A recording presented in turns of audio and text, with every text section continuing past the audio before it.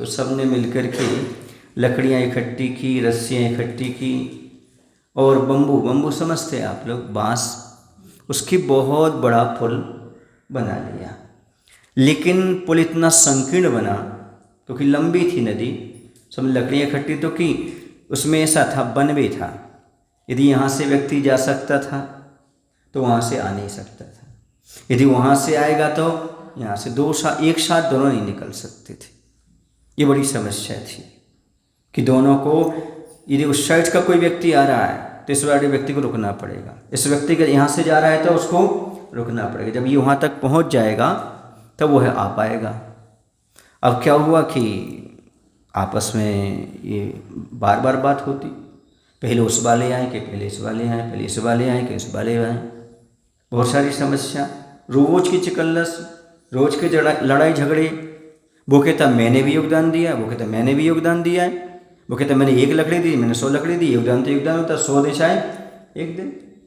अब आज पर बहुत समस्या, एक व्यक्ति इस तरफ से निकला, एक व्यक्ति उससे निकला, वो कह रहा तुम पीछे जाओ, वो कह रहा तुम पीछे जाओ।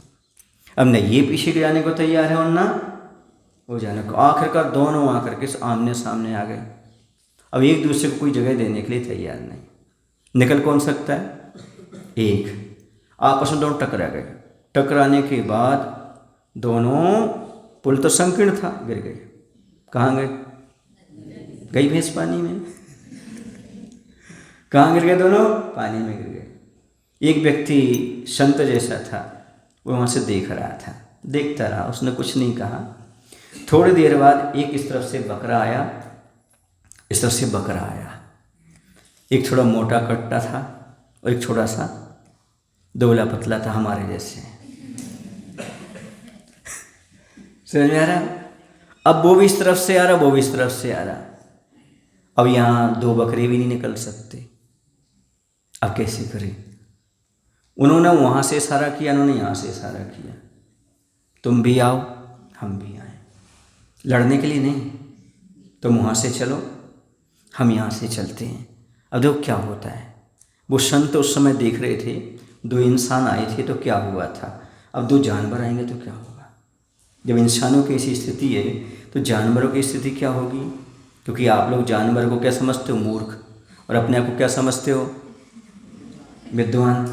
क्योंकि जानवर कोई कॉलेज नहीं जाते, जानवर कोई स्कूल नहीं जाते, कोई ट्यूशन नहीं पढ़ते, कोई कोचिंग नहीं पढ़ते। लेकिन इंसान तो कोचिंग भी पढ़ता, ट्यूशन भी पढ़ता भी, स्कूल ही पढ़ाता है, कोचिंग भी पढ़ाता है, सब कुछ करता है। अभी जब दोनों के दोनों आए, दोनों आंखों में इशारा हो गया, सुन रहे ना, चिंता मत करो, वो क्या चिंता मत करो। जैसे ही पास में आए, अब क्या हुआ समझ रहे ना, जो मोटा था वो लेट गया, मोटा लेट गया, और पतला जो था, जो बीच में पेट के बीच में गैप था ना, उसमें 2 पैर रखे, तो उस तरफ पार हो गया। दोनों खड़े हुए, टाटा बाय बाय टाटा करके इस तरफ निकल गया, एक इस तरफ निकल गया। समझ आया ना? उस संत ने किसकी तारीफ की? क्यों? वो कॉलेज नहीं गए थे ना, वो पढ़े लिखे नहीं थे ना, उनको सामंजस्य बनाना आता था। क्या आता था? सामंजस्य बनाना आता था। हालांकि बकरी को तो तैरना आता है, तैर भी सकता था, लेकिन नहीं, यदि पुल बनाया है तो उसका सहयोग सबका लेना, सबको उसका उपयोग करना। और दोनों ने सामंजस्य बनाया, एक झुक गया, दूसरे से बाहर पार हो गया, अपने आप काम हो गया। बकरे किनके चिन्ह है? बकरा किसका चिन्ह है? यही नहीं पता आप लोगों को? बकरा किसका चिन्ह है? कुंथनाथ भगवान का चिन्ह क्या है? किसका चिन्ह है बकरा? कुंथनाथ भगवान का है ना। और तुम लोग किसके भक्त हो?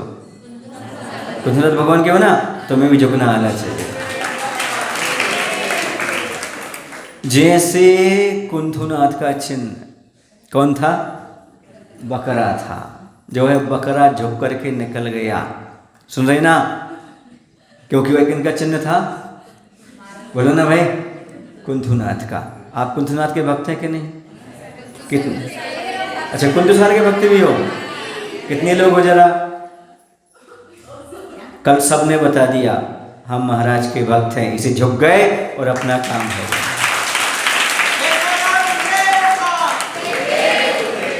बस सामंजस्य का यही तरीका है।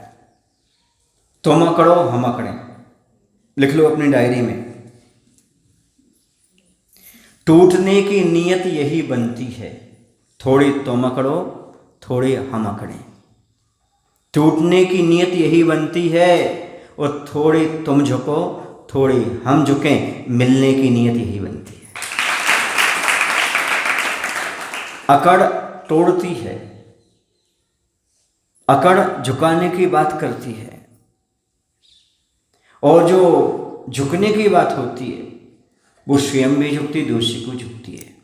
अहंकारी का एक सिद्धांत होता है, वो झुकाना जानता है, झुकना नहीं जानता।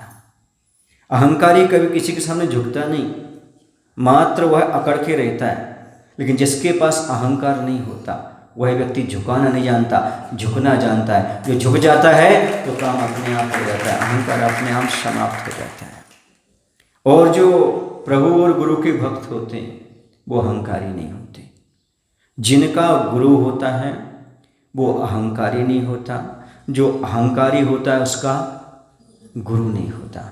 यदि आपने किसी को प्रभु और गुरु के रूप में स्वीकार किया है तो निश्चित आपका अहंकार विलय हो गया। यदि आपने किसी तत्व को स्वीकार किया है, भगवान मेरा भला करेंगे, गुरु मेरे भला करेंगे, बस काम हो जाएगा। रावण ने किसी की बात नहीं मानी, दुर्योधन ने किसी की बात नहीं मानी, न परिजनों की, न गुरुजनों की, न किसी की, न कृष्ण की, न राम की, न किसी की। सुन रहे ना? तो क्या हुआ? रामायण और महाभारत में युद्ध हुआ। जो मान जाता है वह सम्मान पाता है, और जो मान करता रह जाता है वह अपमान सहता है।